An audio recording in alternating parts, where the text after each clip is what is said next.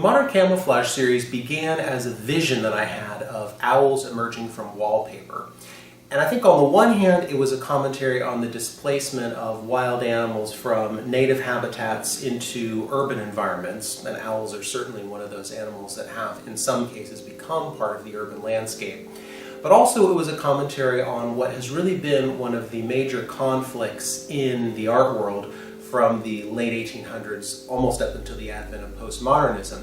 And that's this question: do we treat the canvas as artists as a window to the world, as a space that we can credibly enter into with depth and Renaissance perspective, or do we treat it as a flat surface to be decorated? And pitting these very realistically painted owls against this very flat decorative treatment was a really interesting way to explore that and created a really marvelous tension.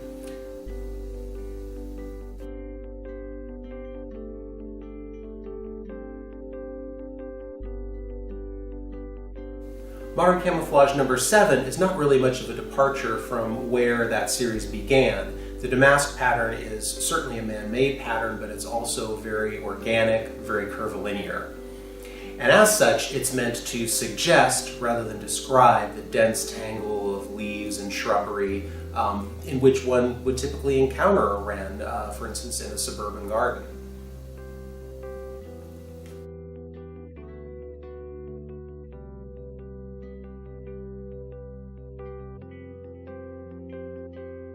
Modern Camouflage number 6, Union Jack, is a slightly different take on this inspiration. I was really excited to encounter this little European robin in a dense leafless hedgerow in winter in England, and that weave of branches to me suggested this very geometric matrix that you see in the painting.